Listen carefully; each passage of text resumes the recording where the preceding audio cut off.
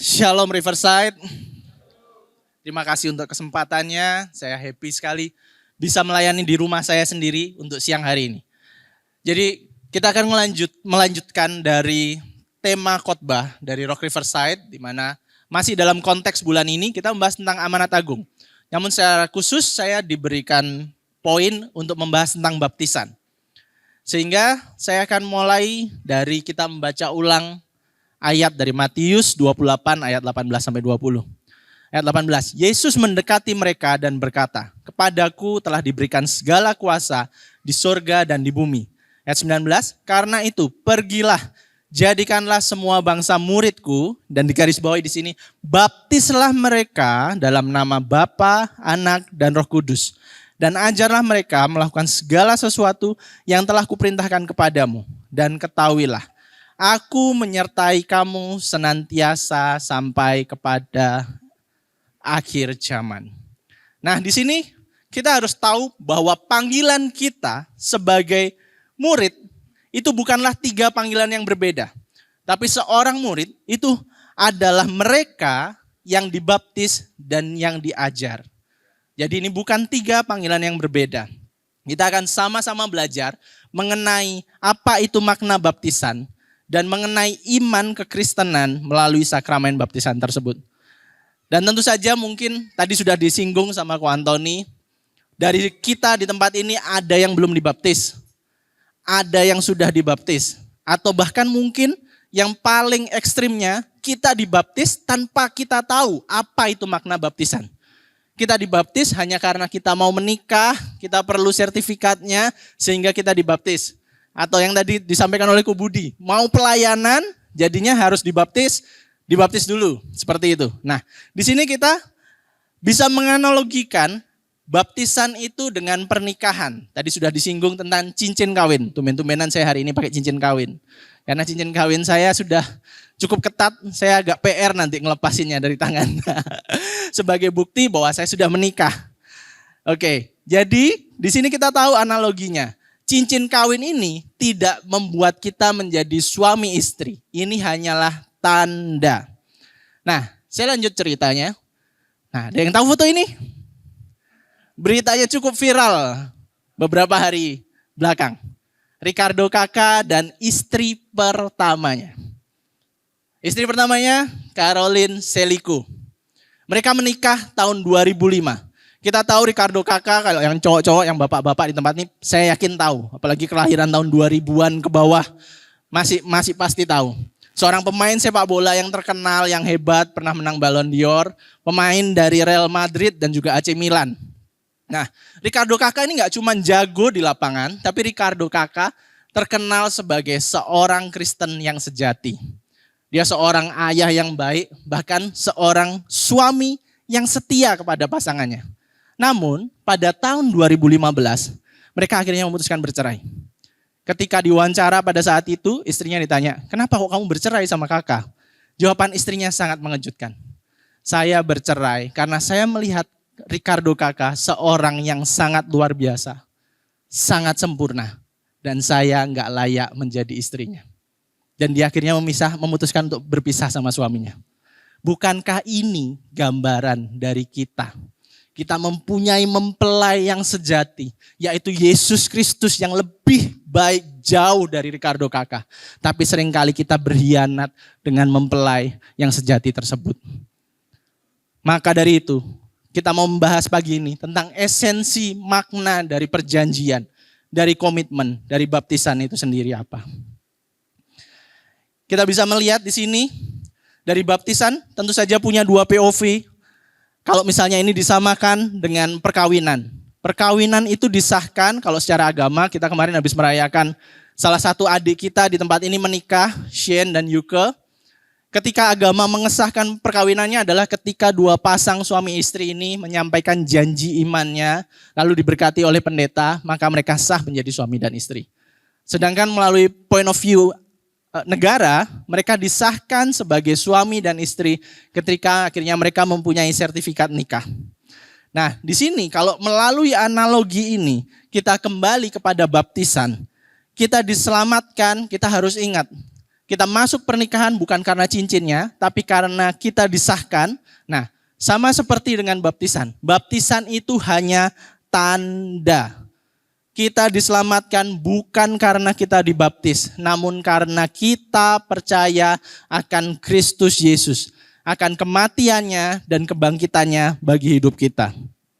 Sehingga kita sadar bahwa kita telah ditebus dengan darah yang mahal. Lagu yang tadi kita nyanyikan sama-sama, itu sangat memberkati saya.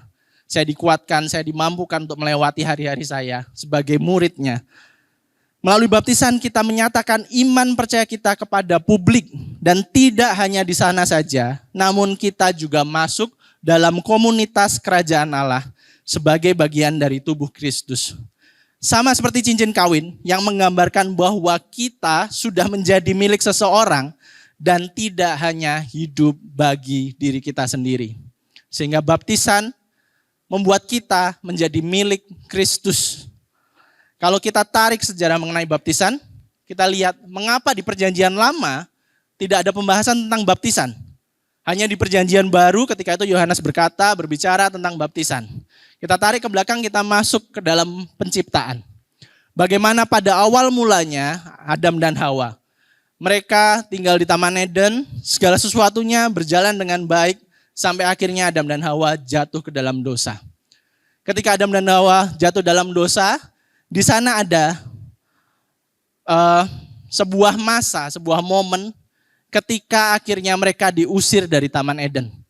Ketika mereka diusir dari Taman Eden, dosa itu membuat mereka merasa bahwa mereka telanjang. Dan mereka memang benar-benar telanjang. Mereka berusaha menutupi telanjangnya dengan menggunakan pohon ara. Tapi Tuhan akhirnya waktu itu mengintervensi, Tuhan melakukan korban yang pertama. Seekor hewan dicatat di sini di Kejadian 3 ayat 21. Dan Tuhan Allah membuat pakaian dari kulit binatang. Sehingga ada korban pertama yang digunakan oleh Tuhan untuk menutup dosa daripada manusia pada saat itu. Manusia pertama. Ini menjadi catatan penting bagi kita. Mengapa harus ada korban, harus ada darah yang tercurah sebagai perjanjian yang dilanggar. Manusia melanggar perjanjiannya dengan Tuhan. Sehingga kisah pun berlanjut. Dari kegagalan Adam dan Hawa, ada kisah Nuh dan lain sebagainya, sampai akhirnya kita dipertemukan kembali dengan kisah seorang Abraham. Di sini bagaimana intervensi Allah dalam kehidupan Abraham. Apakah Abraham dipilih karena Abraham kompeten? Apakah karena Abraham kudus? Tentu saja jawabannya enggak. Abraham ini cuma manusia biasa. Ini murni kedaulatan Allah, ini murni adalah intervensi Allah. Kita lihat di sini, pada saat itu Allah membuat perjanjian dengan Abraham. Di Kejadian 17 diceritakan bagaimana. Di sini saya skip ayatnya, saya nggak mungkin bacain semua. Bagaimana Allah membuat perjanjian di mana keturunan Abraham harus disunat. Tidak hanya Hana anak Abraham, tapi seluruh laki-laki di rumah Abraham harus disunat. Ini menjadi perjanjian dan menjadi tanda secara daging antara Abraham dan Allah. Nah, dari sini kita tahu, dari sini kita tahu mengapa pada zaman itu sunat ini sangat penting. Kalau zaman sekarang, ketika orang itu mau buat perjanjian, maka dua orang akan sama-sama, 2 atau 3 orang mungkin atau lebih, akan sama-sama pergi ke notaris. Atau mereka akan menggunakan meterai sebagai perjanjian. Nah, pada zaman itu belum ada notaris, belum ada pengadilan, belum ada meterai. Sehingga kalau kita balik sedikit ke Kejadian 15, bagaimana saat itu Allah membuat perjanjian dengan Abraham. Dengan cara apa? Ada hewan yang dikorbankan. Jadi ada waktu itu ada lembu, ada kambing, ada domba, ada burung. Itu semua dibelah jadi 2. Dan orang yang membuat perjanjian akan berjalan di tengah-tengahnya. Apakah lambang yang dimunculkan dari sana? Bahwa orang yang melanggar perjanjian akan menerima upah yang setimpal seperti hewan-hewan yang dikorbankan. Mereka akan musnah, mereka akan dihukum seperti hewan-hewan itu. Namun kita lihat kabar baiknya di pasal 15. Bagaimana ketika Allah membuat perjanjian dengan Abraham, Abraham tidak pernah berjalan di tengah-tengahnya. Yang berjalan hanya Allah sendirian membakar seluruh korban itu. Kenapa? Karena manusia tidak akan pernah mampu taat kepada Allah. Hanya kesetiaan Dan kasih karunia dari Allah itulah yang membungkus hidup kita, yang menjaga hidup kita. Sehingga dari sini kita bisa lihat bagaimana secara beruntutan ada korban, ada darah yang tercurah. Inilah yang membuat sunat pada perjanjian lama itu menjadi tanda perjanjian antara Allah dan umat pilihannya. Sehingga kita masuk dalam kisah selanjutnya, dan sunat ini menjadi sangat sakral. Bahkan dalam kisah Musa sekalipun, ketika suatu malam tiba-tiba dijelaskan di sini, Allah itu di Keluaran, Allah itu berikhtiar mau membunuh Musa. Karena kenapa? Karena Musa lupa menyunatkan anaknya.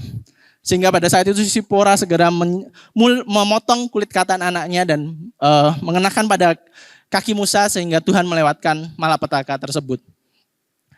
Dari sini kita masuk dalam perjanjian baru, di mana kita akan membahas ada 3 sakramen yang masih kita peringati saat ini, yaitu perjamuan kudus, baptisan, dan sabat. Seperti kalau kita tadi dengar, teman-teman atau Bapak Ibu Saudara sekalian yang di sini yang dengar tadi dari suara gembala, bagaimana Pak Arifin tadi sudah cerita, bagaimana Allah itu bukan menghapuskan hukum Taurat, tapi menggenapi hukum Taurat dan menyempurnakannya melalui kematian dan kebangkitannya.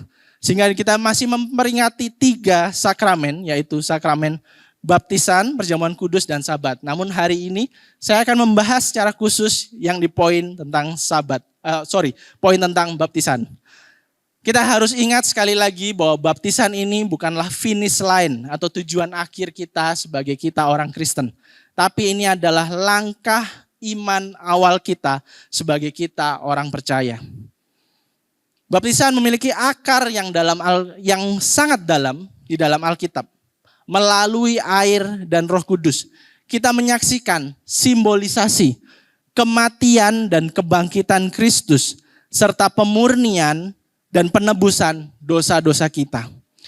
Namun baptisan bukanlah sekedar simbol. Baptisan adalah pengalaman yang mengubah hidup kita. Ini yang harus kita pegang. Karena kita memasuki air baptisan, kita mengaku bahwa kita telah mati. Jadi secara aktif kita mengaku bahwa kita telah mati bagi dosa-dosa kita dan dibangkitkan bersama Kristus untuk hidup yang baru di dalam iman. Ini adalah momen di mana kita sekali lagi secara aktif kita memutuskan untuk mengikut Yesus sebagai Tuhan dan Juru Selamat kita, serta menjadi bagian dari tubuhnya yang merupakan gereja.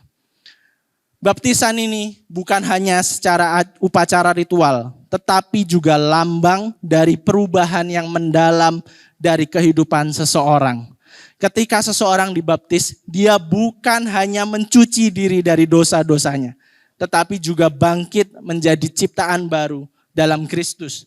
Sebagaimana firman Allah mengatakan dalam 2 Korintus 5 ayat 17. Jadi jika ada orang yang bersatu dengan Kristus, ia adalah ciptaan baru. Yang lama sudah berlalu, sesungguhnya yang baru sudah datang. Baptisan seharusnya membuat Yesus dan kabar baik Injil menjadi pusat dari segala sesuatu yang kita lakukan. Dan hal ini menjadi penting karena melalui baptisan kita menyatakan kepada dunia bahwa kita telah memilih untuk mengikuti Yesus Kristus dan bahwa kita bersedia hidup menurut kehendak-Nya. Namun baptisan juga mengandung makna lebih dari itu. Bukan hanya iman yang kepada publik, tapi juga tanda persatuan kita dengan tubuh Kristus, yaitu gerejanya. Sebagai bagian dari anggota gereja, kita diundang untuk hidup dalam persekutuan yang saling. Jadi bukan satu arah tapi saling mendukung dan membangun satu sama lain. Kita adalah bagian dari satu tubuh yang memiliki banyak anggota. Dan setiap anggota ini memiliki peran yang berharga dalam misi Allah di dunia. Maka dari kesimpulan tentang makna baptisan tersebut, kita bisa membagi makna dari iman dasar kita dibaptis itu menjadi 2. Yaitu iman Kristen adalah iman yang publik, dan yang selanjutnya iman Kristen adalah iman yang berkomunitas. Saya akan memulai dari iman yang sifatnya publik. Diambil dari Matius 5 ayat 14 sampai 16. Kita membahas ini beberapa bulan yang lalu, bagaimana kita dipanggil menjadi garam dan terang dunia. Di sini saya menggarisbawahi di ayat 16. Demikianlah hendaknya terangmu bercahaya di depan orang, supaya mereka melihat perbuatanmu yang baik dan memuliakan Bapamu di surga. Sehingga sebagai orang Kristen, kita menunjukkan iman kita kepada publik. Bukan supaya kita menjadi lebih terkenal, lebih hebat, tapi supaya nama Tuhan yang dipermuliakan melalui kita. Inilah yang menjadi dasar kita dalam kekristenan kita. Iman Kristen bukanlah sesuatu yang disembunyikan atau hanya dialami secara pribadi. Sebaliknya iman kita harus tercermin dari tindakan dan perilaku kita sehari-hari. Dalam segala aspek kehidupan kita. Bagaimana seperti cermin tersebut. Cermin tersebut gak bisa mengeluarkan cahaya sendiri. Dia memerlukan sinar dan kita memerlukan sinar yang sejati, yaitu Kristus Yesus dalam hidup kita. Saya sangat sedih, hari-hari ini saya melihat ada seorang pendeta yang sangat viral, tiba-tiba membuat sebuah blunder dengan 2,5%. Mungkin bagi kita yang tahu pendeta tersebut, bagaimana ia mengolok-olok agama saudara sepupu kita. Mestinya sebagai orang Kristen, sebagai orang percaya, ketika kita melihat orang-orang yang terhilang, orang-orang agama lain, hati kita ini semestinya hancur. Kita berdoa untuk mereka, kita benar-benar mengasihi mereka, kita pengen supaya mereka juga diselamatkan. Bukan malah kita mengolok-olok. Inilah sebenarnya sebuah panggilan kepada kita. Bagaimana iman kita yang terpancar, iman kita ini semestinya mempertobatkan orang-orang, bukan menjadi batu sandungan bagi orang-orang. Kita dipanggil untuk menjadi terang di dunia yang gelap. Karena ketika iman kita dinyatakan secara publik melalui kasih, belas kasihan, kebaikan, keadilan, dan ketulusan. Orang-orang di sekitar kita ini bisa melihat dan mengalami cahaya Kristus melalui kita. Kalau kita ingat beberapa minggu yang lalu waktu Pastor Antoni berkhotbah, minggu lalu malahan, Pastor Antoni menyatakan bahwa seringkali kehidupan kita itu berbicara lebih besar daripada perkataan kita, daripada penginjilan kita. Sehingga kita sadar hidup kita ini seperti sebuah suratan yang terbuka, sehingga Kristus bisa memancar dari kehidupan kita. Selanjutnya, kita bisa melihat di sini bagaimana di Yohanes 15 ayat 18-19, Yesus berkata, jika dunia membenci kamu, ingatlah bahwa Ia telah membenci aku sebelum kamu. Jika kamu dari dunia, kita semua dari dunia, tentulah dunia mengasihi kamu sebagai miliknya. Tetapi karena kamu bukan dari dunia, melainkan aku telah memilih kamu dari dunia. Sebab itu dunia membenci kamu. Meskipun kita mungkin dihadapkan pada cemoohan, pada penolakan, atau bahkan penganiayaan karena iman kita tidak pernah dibiarkan sendirian. Kristus sendiri telah mengalami segala sesuatu yang kita alami. Kita dipersekusi dan lain sebagainya. Dan Dia berjanji untuk menyertai kita melalui setiap tantangan. Dalam penganiayaan pun kesaksian hidup kita menjadi terang yang menarik banyak orang kepada Kristus. Kalau kita bisa melihat bagaimana nasib 12 rasul. 12 rasul ini tidak mungkin mati martir menyerahkan nyawanya demi sebuah kebohongan. Karena mereka sudah merasakan, hidup mereka sudah diubahkan oleh Kristus. Mereka melihat Kristus nyata dalam hidup mereka, Injil nyata dalam hidup mereka. Sehingga mereka dapat mempertahankan iman mereka hingga pada kesudahannya, bahkan hingga mati sebagai martir. Dan di Lukas 9 ayat 26 dikatakan, sebab barang siapa malu karena aku dan karena perkataanku, anak manusia juga akan malu karena orang itu. Apabila ia datang kelak dalam kemuliaannya dan dalam kemuliaan Bapa dan malaikat-malaikat kudus. Bagaimana kita bisa melihat di sini bahwa Tuhan kelak akan menjadi pembela kita dan kita dipanggil menjadi saksi-saksi transformasi akan apa yang telah terjadi, perubahan hidup kita yang Tuhan sudah kerjakan dalam hidup kita. Biarkan hidup kita menjadi cermin yang sekali lagi memancarkan cahaya kasih dan kebenarannya kepada orang-orang di sekeliling kita. Sama seperti di dalam pernikahan, ketika kita memakai cincin kawin, maka artinya kita menyatakan kepada publik bahwa hidup kita saat ini menjadi milik orang lain. Selanjutnya yang kedua adalah iman Kristen adalah iman yang berkomunitas. Kita di sini tahu bahwa iman bukanlah hanya pengalaman yang individualistik, tapi juga panggilan untuk hidup bersama di dalam komunitas. Pertama-tama, mari kita renungkan bagaimana Kristus sendiri membangun komunitasnya, komunitas kasih dalam pelayanannya di bumi. Ada 2 fase di sini, dimulai dari Lukas 6 ayat 12-13, bagaimana ketika Kristus memulai pelayanannya, Kristus mengasingkan dirinya sendiri untuk berdoa. Setelah itu Kristus memilih 12 orang rasulnya dan memulai komunitasnya. Dan rasul-rasul ini dipanggil untuk melanjutkan misi dari Yesus sendiri di dunia ini. Selanjutnya dari Kisah Para Rasul kita bisa lihat bagaimana mereka gereja mula-mula berkumpul bersama, hidup bersama, dimuridkan. Dan hasilnya adalah pertumbuhan gereja yang pesat dan penuh sukacita. Bahkan sukacita di tengah penganiayaan. Mungkin bagi kita saat ini, ketika kita mempertahankan iman Kristen kita mengalami aniaya, kita ditolak, kita mengalami segala yang buruk. Percayalah, orang-orang sebelum kita, bahkan Kristus juga mengalami itu. Namun ia menjanjikan penghiburan bagi kita. Analoginya, gampangnya bagi kita ingat mungkin timnas sepak bola kita sekarang. Banyak orang-orang yang tiba-tiba dinaturalisasi untuk masuk, untuk pulang ke Indonesia, membela Indonesia. Orang-orang yang dari luar negeri tersebut ketika mereka masuk ke Indonesia, mereka mempunyai tanda sebagai orang Indonesia. Yaitu apa? Mereka mempunyai paspor Indonesia. Mereka mempunyai KTP Indonesia. Tapi tidak hanya mereka mempunyai tanda sebagai warga negara Indonesia. Tapi mereka dipanggil untuk sebuah tujuan. Mereka ditaruh di komunitas. Yaitu mereka apa? Mewakili Indonesia untuk bertanding. Timnas Indonesia, timnas sepak bola Indonesia bertanding dengan timnas lain. Mereka dapat mewakili timnas Indonesia. Inilah panggilan kita.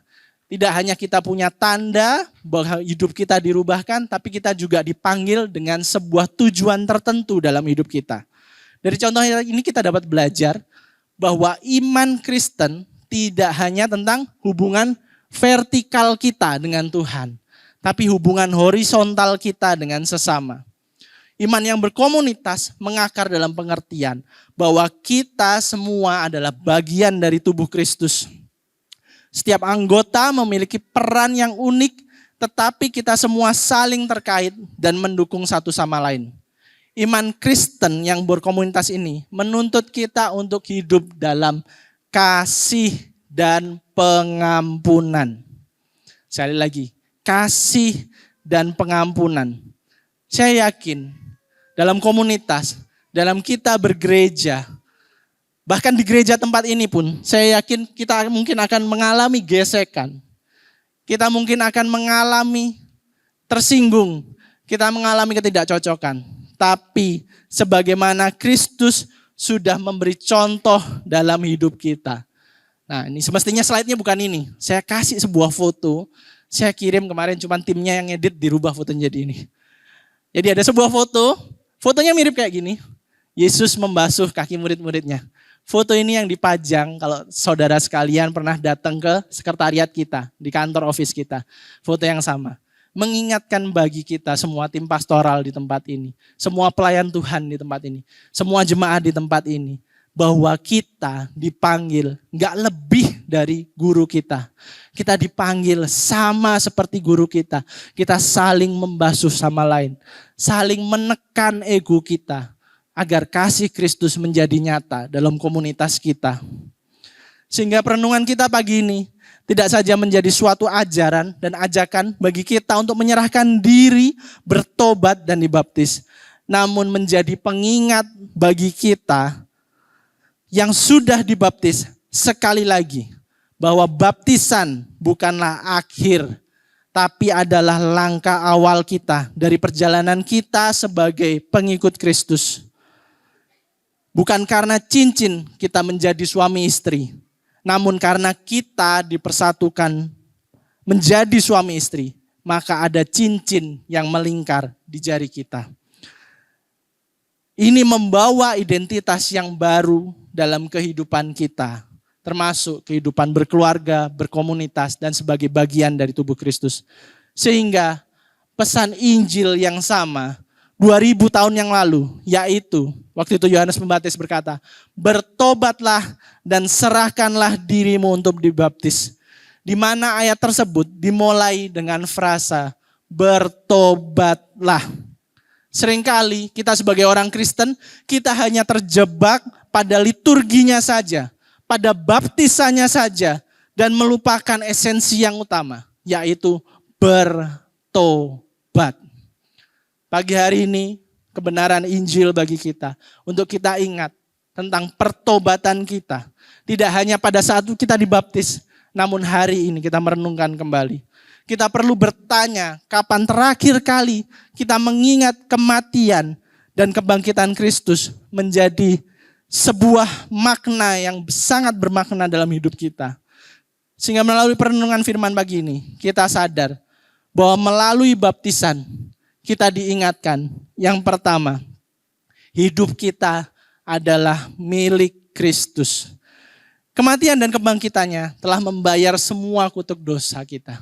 Sehingga kalau kita bandingkan dengan kekristenan progresif, bagaimana perbuatan baik kita bisa menyelamatkan kita, universalisme bahwa semua orang dikasihi oleh Tuhan. Kenyataannya tidak seperti itu. Tuhan memang mengasihi semua orang, tapi Tuhan hanya memilih umat pilihannya. Bagi kita yang saat ini kita bisa percaya, kita bisa mengakui bahwa Tuhan Yesus adalah juru selamat kita. Ia mati bagi dosa kita dan bangkit bagi kita. Orang-orang itulah yang diselamatkan. Inilah yang harus menjadi tanda bagi kita. Menjadi pengakuan iman kita dalam hidup kita. Bahwa hidup kita adalah milik Kristus. Selanjutnya, kita, implikasi Injilnya kita diingatkan bahwa kita menjadi ciptaan yang baru. Saat kita mengaku bahwa Yesus adalah Tuhan dan Juru Selamat kita, kita sadar bahwa bukan karena kemampuan manusia badaniah kita, namun karena roh yang telah Allah berikan kepada kita. Kita dijadikan manusia baru, lahir baru dalam kematian dan kebangkitan Kristus. Seperti ada tertulis dalam 1 Korintus 12 ayat 3. Karena itu, aku berkata-kata oleh roh Allah dapat berkata, terkutuklah Yesus dan tidak ada seorang pun yang dapat mengaku Yesus adalah Tuhan selain Roh Kudus. Jadi kalau kita dimampukan, kita saat ini dapat menjadi pengikut Kristus, kita percaya dengan Tuhan Yesus, itu semua hanya karya Roh Kudus dalam hidup kita. Sebuah kesaksian dalam kisah pertobatan saya dan istri saya. Kita punya dua kutub yang berbeda. Saya lahir dari keluarga Kristen, saya kecil sekolah minggu, tumbuh sebagai orang yang percaya, dan di usia 12 tahun pas saya dibaptis. Sebuah momen, sebuah pengalaman dalam hidup saya yang saya gak pernah lupakan. Tapi baptisan saya tidak menjadi pengakuan iman saya. Hidup saya super kacau. Saya ngalamin masa terendah dalam hidup saya. Saya pernah murtad, saya pernah menganggap bahwa kekristenan itu tidak penting. Sampai suatu saat saya kenal dengan istri saya yang sekarang. Kita pacaran waktu itu dengan kondisi yang berbeda. Istri saya waktu itu, dia lahir dari keluarga agama sebelah. Dia belum percaya sama Tuhan Yesus. Ketika kita mau bangun hubungan, kita udah ngomong bahwa kita mau bangun hubungan ini ke arah mana? Mau menikah? Ya, kita mau sepakat untuk menikah. Tapi bagaimana dengan agama kita yang berbeda? Dan istri saya ngomong, oke, waktu aku SMA, aku punya teman dekat. Teman dekatku ini orang Kristen. Dia sering ngajak aku ke gereja. Dan setiap kali dia punya masalah, dia selalu ngomong Tuhan itu baik. Jadi aku dengan kekristenan aku very welcome. Nah, tapi kenapa kok dia gak jadi orang Kristen waktu itu? Jadi temannya pernah ajak dia ke gereja. Dan ketika dia gereja, dia ngelihat orang-orang di gereja itu malah gak memancarkan kasih Kristus. Sehingga dia ngerasa bahwa, kok beda ya sama kamu? Kenapa di gereja ini gak ada Kristus yang nyata? Kok beda sama hidupmu? Sehingga dia memilih untuk bertahan dalam agamanya. Lalu ketika kita mulai membangun hubungan, ketika kita pacaran waktu itu saya kuliah, kita sekitar 9 bulan, saya tetap ngajain dia berdoa, ngajak dia ke gereja. Dan tiba-tiba waktu kita bangun hubungan sekitar 9 bulan, tiba-tiba itu suatu malam kita ikut ibadah, istri saya itu ngomong sama saya, oke, waktunya sekarang saya untuk dibaptis. Saya ngomong langsung sama dia, kamu belum lamaran sama aku, kamu tuh belum tunangan sama aku. Yakin kamu mau dibaptis sekarang? Gimana nanti kalau kamu gak jadi sama aku? Dan yang dia bilang malam hari itu, saya percaya kayak poin yang sebelumnya. Kita bisa mengaku Tuhan adalah Allah, itu hanyalah karya Roh Kudus. Tiba-tiba dia ngomong, bukan karena kamu aku dibaptis, tapi karena aku percaya sama Kristus Yesus. Kristus Yesus itu adalah Allah, Tuhan dan Juru Selamat dalam hidupku. Saya malu sebagai orang Kristen pada saat itu.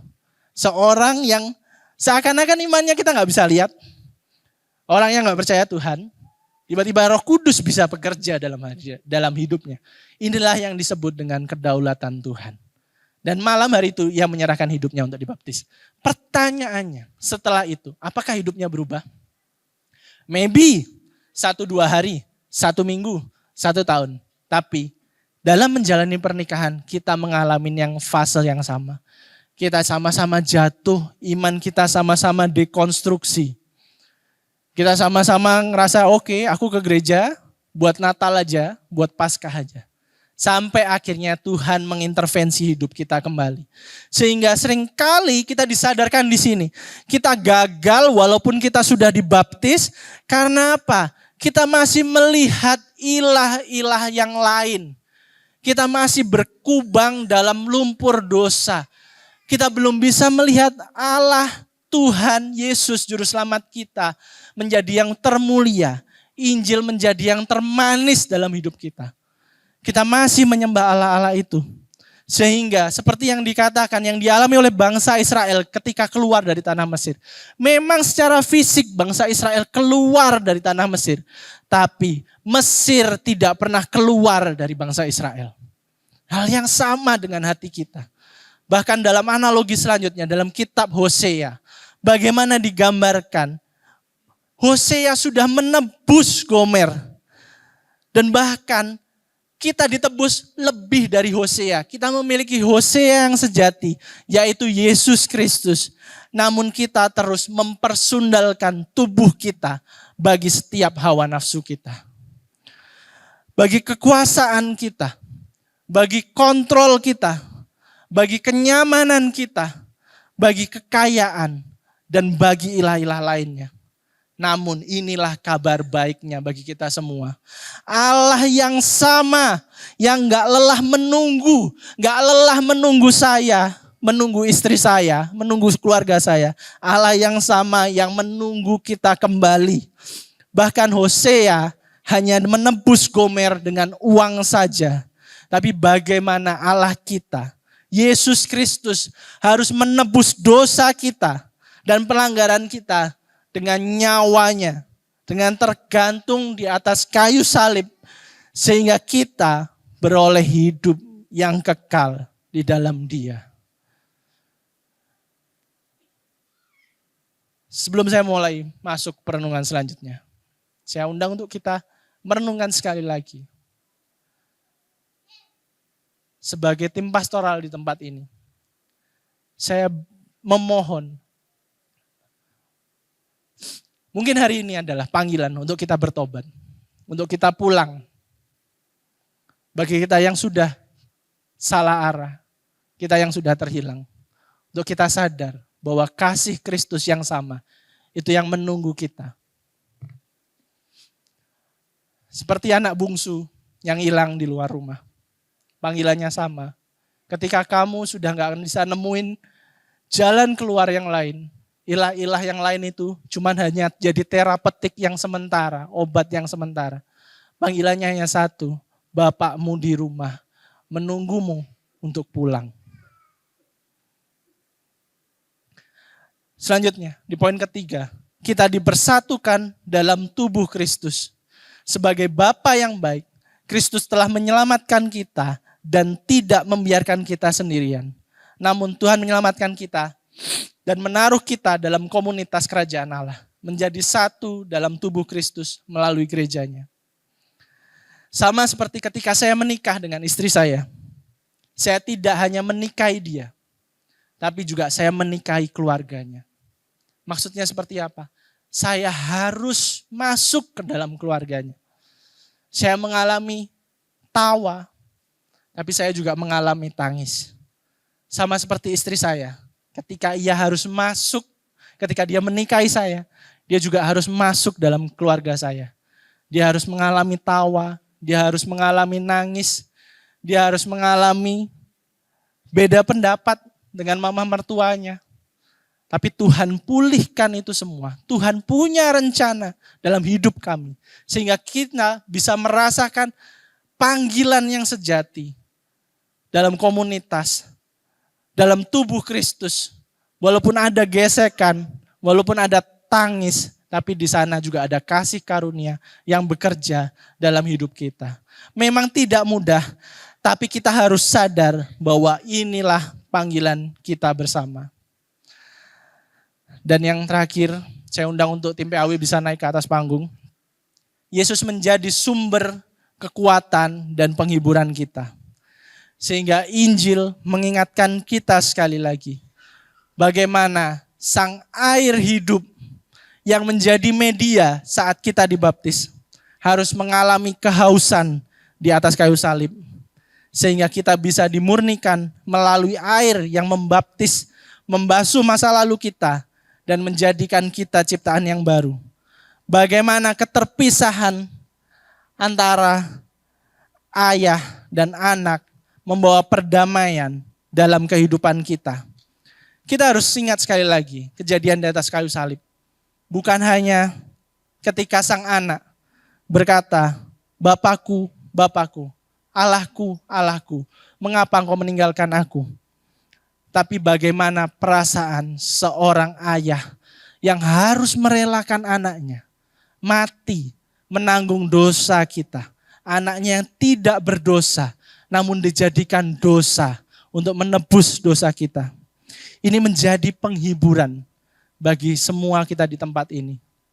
Saya tahu mungkin ada beberapa dari kita yang mengalami kehilangan anak. Baik saat anaknya bayi, baik anak saat dewasa, ataupun di dalam janin. Beberapa bulan lalu, beberapa waktu lalu, saya melayani seorang jemaat kita, yang waktu itu anaknya sedang dirawat di Sanglah. Waktu itu saya jalan di lorong Picu, saya ngelihat bagaimana anak-anak saat itu dipasangin selang dan lain sebagainya. Ketika itu hati saya teriris-iris, saya ingat anak saya paling kecil yang lagi bayi sekarang. Kalau itu posisinya dia yang di sana, saya gak bisa berkata-kata mungkin. Saya tahu sakitnya kehilangan itu semua. Tapi satu kabar baiknya, Allah Bapamu di surga juga merasakan hal yang sama ketika Kristus harus mati di atas kayu salib. Keterpisahan itu menjadi penghiburan bagi kita. Kalau kita ingat bagaimana Yesus tahu Lazarus akan dibangkitkan di hari keempat. Namun ketika itu, Yesus tetap menangis, hatinya tetap masgul. Yesus tahu dia sendiri akan dibangkitkan di hari ketiga. Namun di Taman Getsemani, Yesus berpeluh darah, Yesus menangis. Kenapa? Karena duka cita saat ini, itu memang mungkin dibiarkan. Kita boleh merasakan itu terjadi. Namun ada satu janji, satu kepastian akan kebangkitan dia akan datang. Kita akan dipertemukan kembali dengan orang-orang tersebut. Orang-orang yang kita cintai dalam kekekalan bersama dengan Tuhan Yesus. Dan saya tutup khotbah saya hari ini. Kita diingatkan sekali lagi. Bagi kita yang saat ini mungkin mengalami struggle saat mempertahankan iman Kristen kita. Mempertahankan kebenaran Injil dalam hidup kita. Seakan-akan berat rasanya untuk bisa setia dengan apa yang tertulis di Alkitab. Seperti dalam kita memilih pasangan hidup. Saat kita memilih untuk jujur dalam bisnis, setia dengan pasangan kita, bahkan untuk hidup dalam kekudusan. Ingatlah bahwa Kristus saat ini duduk di sebelah kanan Allah Bapa, bersyafaat bagi kita dalam kita menjalani setiap kelemahan kita, ujian hidup yang kita hadapi. Bahkan Allah memberi kita Roh Kudus yang selalu menopang dan menuntun hidup kita. Dalam apa? Dalam pertobatan. Inilah yang menjadi penghiburan kita yang sejati. Mari kita baca sama-sama ayat Matius 28 ayat 20b. Dan ketahuilah, aku menyertai kamu senantiasa sampai kepada akhir zaman. Inilah bukti kesetiaan Allah dalam hidup kita. Allah yang sama, gak pernah meninggalkan kita sendirian, mengalami setiap pencobaan, setiap pergumulan kita, setiap beban hidup kita. Ya Allah yang setia. Sebuah kutipan dari C.S. Lewis. Saya akan langsung translation. Seorang Kristen bukanlah seseorang yang tidak pernah berbuat salah, tapi adalah seseorang, dan ini kalimat pasifnya, yang dimampukan. Siapa yang memampukan kita? Yaitu Roh Kudus dalam hati kita untuk bertobat dan mengangkat kita kembali. Memulainya dari awal kembali. Karena apa? Karena Kristus hidup di dalam kita. Terima kasih sudah mendengarkan khotbah pagi hari ini. Mari kita berdoa.